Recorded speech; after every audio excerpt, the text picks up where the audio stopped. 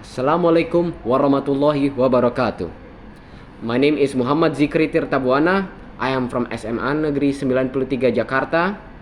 And the motion for today is the House believes that government should provide significant financial incentives for urban citizens to move to rural areas. As part of the opposition team, I would first like to rebut the points made by the affirmation team. Firstly, the affirmation team made some points about infrastructure overburden and overpopulation. They argue that an overburdened infrastructure and general overpopulation within urban areas is causing massive problems. We strongly disagree on one specific point. That being, overpopulation itself is not the problem. It's a badly managed population within the city that's being the problem. If a large concentration of people live within an area, that in and of itself is not the problem. It's the fact that those people are not getting their needs, are not working properly. That's the problem. As a result, the opposition team would like to propose several solutions to this. First, improving and reforming housing policy, modeling it after efficient systems like the Dutch or the Japanese. Secondly, increasing the supply of basic necessities. They talk about how the infrastructure could not keep up with the increasing demands of the city. Well, instead of running away from it into the rural regions, why don't we use the money intended to do that and instead increase the productive capacity of those cities? Improve the electrical grid so it doesn't suffer from rolling blackouts. Make more efficient water systems so water shortages and price hikes on water does not occur within major urban centers. Thirdly, public transportation especially Indonesian urban centers has been following an American model, which is not good, personally speaking. At least I believe that a European-based model would be better, as it focuses more emphasis on the public side of the transportation rather than the private part of the transportation system. More emphasis on trains, bus systems, and railways should be implemented within cities.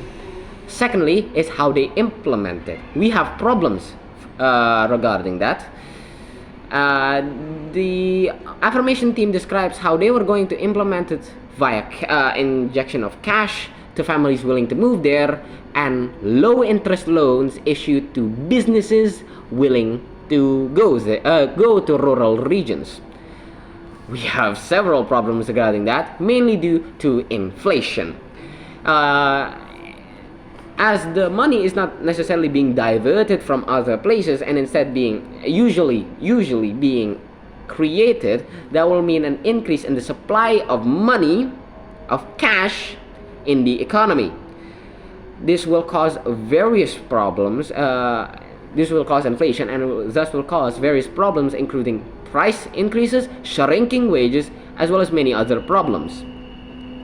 Secondly, a risk of those loans that you just gave to those businesses not coming back, as I guarantee that a lot of those businesses going to rural areas are simply taking advantage of a low interest loan, and they are using that as a justification to go into rural regions without necessarily the experience to back it up. Thirdly, the opposition would like to mention the affirmation team's argument regarding negligence towards rural areas, and that being there is a reason for centralization within Indonesia in specific. There is a reason for that, and it's because it was necessarily to increase overall national capabilities and productive capacity as a whole. During Suharto's era, in particular, Indonesia had a rise in their economy because of the focus on urban centers. Admittedly, we did prioritize Java and Sumatra over the others, but that's not to say the majority did not benefit as a whole, overall. The fourth, we would like to strongly disagree by the points made during the private sectors. The affirmation team made a point that it would also increase the private sector, thus increase the economy as a whole as businesses go to rural regions to expand. The affirmation team seems to have forgotten that will also mean a forced expansion of national administration, as that means you will see various administrators, regulators having to go to rural areas to manage and regulate these new up and coming private sector industries. Now, the rebuttal being over, the various rebuttals on the arguments made by the affirmation team being over, I would like to present some of my own arguments by the opposition team. The first, giving handouts encourages bad culture. Second, work fields not only in the cities but also in the countryside and rural areas will shrink. Thirdly, they are not guaranteed to stay there as they are only incentivized to go there.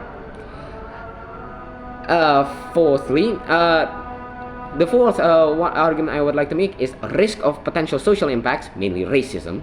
The fifth one would be environmental concerns regarding a bunch of settlers coming into rural regions that are still inhabited by native and indigenous cultures. Alright, let's discuss them one by one. First, it will set the expectation that they will only move due to the money. Remember, you are giving incentive to move via cash or loans, right?